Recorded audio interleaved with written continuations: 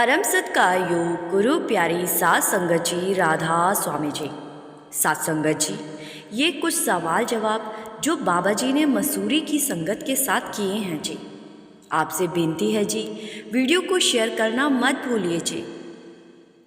सबसे पहले एक लड़का कहने लगा कि बाबा जी, आज आप हमारे सेंटर में आए और आपके दर्शन पाकर मुझे बहुत अच्छा लग रहा है।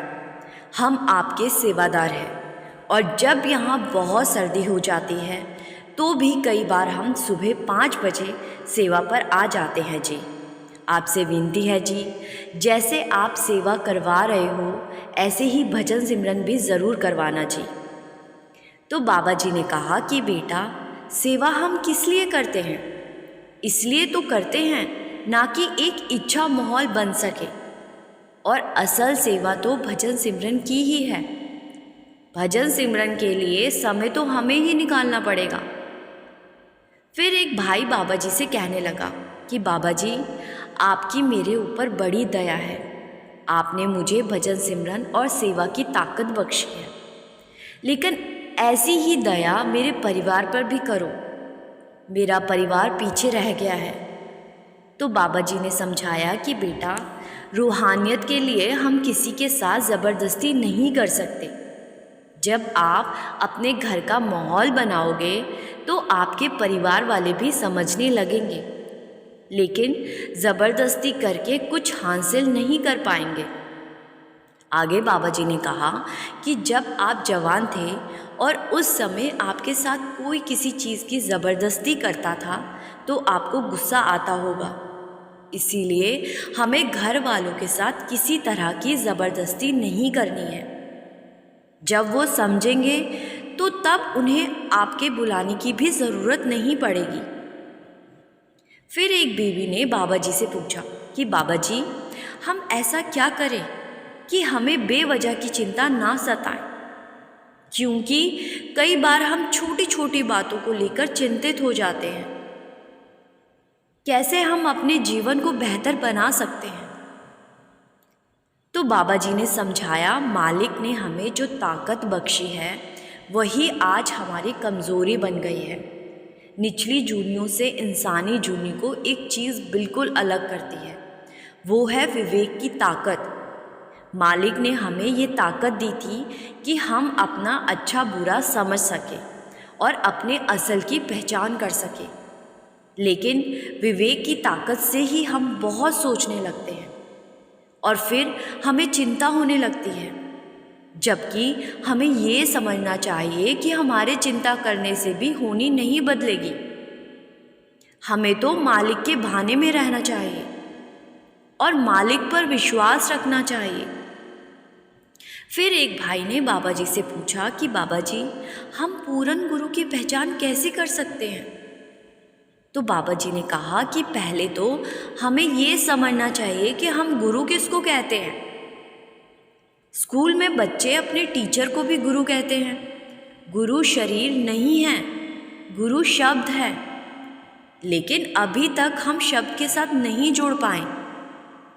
तो जिससे भी हम शुरुआत करते हैं हम उसको गुरु कह देते हैं।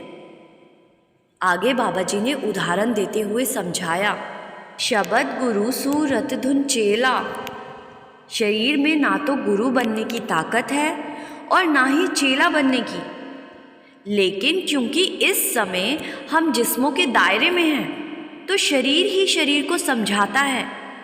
जब हम किसी संत महात्मा की शरण में जाते हैं जिन्हें हमसे ज़्यादा ज्ञान है तो हम उन्हें गुरु कह देते हैं, लेकिन असल गुरु तो शब्द ही है।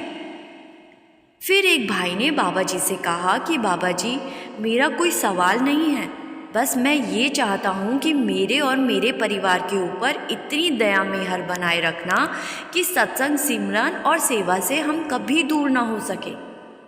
तो बाबा जी ने समझाया कि बेटा, हम सोच लेते हैं कि कुछ चीज़ें मांगने से मिल जाती हैं, लेकिन हमें तो इन सबको अपनी करनी में जाहिर करके दिखाना है। इन सब चीज़ों के लिए कोई किसी को ज़बरदस्ती नहीं कर सकता। ये तो हमें खुद सोच विचार करना है कि मालिक ने हमें यहाँ हमारे कर्मों की वजह से भेजा है। इसीलिए हमें मांगना नहीं है, हमें तो खुद ही माहौल बनाना है। फिर एक बुज़ुर्ग अंकल जी बाबा जी से पूछने लगे कि बाबा जी, जब सिमरन पर बैठता हूँ तो तीसरे तिल में बड़ी थकावट महसूस होने लगती है। तो बाबा जी ने समझाया कि जब हम तीसरी आंख पर बहुत ज़्यादा ज़ोर देने लगते हैं तब हमें ऐसा महसूस होता है। हमें तो सिर्फ अपने ख्याल को तीसरी आंख पर रखना है, हमें ज़ोर नहीं लगाना। हम सोचते हैं कि हमारे वहाँ जोर लगाने से सूरज जल्दी ऊपर चढ़ेगी, लेकिन ऐसा नहीं होता, उल्टा रुकावट आ जाएगी। फिर एक लड़की बाबा जी से पूछने लगी कि बाबा जी, जिन्हें नामदान नहीं मिला हुआ है वो क्या करें? तो बाबा जी ने कहा कि बेटा, जिन्हें नामदान नहीं मिला है वो पहले अपनी नींव पक्की करे और पाठ करे, और पाठ को हमें समझने की कोशिश करनी है और उसको अमल में लाना है, जिससे कि हमारा अभ्यास पक्का होगा। फिर एक भाई ने बाबा जी से पूछा कि बाबा जी, लाइफ में बहुत स्ट्रेस और टेंशन रहती है, उसके लिए हम क्या करें? तो बाबा जी ने कहा, चिंता ताकि कीजिए जो अनहोनी होए। मतलब चिंता तो हमें उस बात की करनी चाहिए जो मालिक की मर्ज़ी के खिलाफ हो रहा है। हमें तो मालिक के बहाने में रहना है और मालिक पर विश्वास रखना है, ज़्यादा ख्वाहिश नहीं रखनी चाहिए। जब हम किसी चीज़ की ज़्यादा ख्वाहिश रख लेते हैं तो हमारा ध्यान उसी और ही लगा रहता है और हम बार बार उसी के बारे में सोचते हैं, जिस वजह से हमें स्ट्रेस होने लगती है और हम डिप्रेशन के शिकार हो जाते हैं।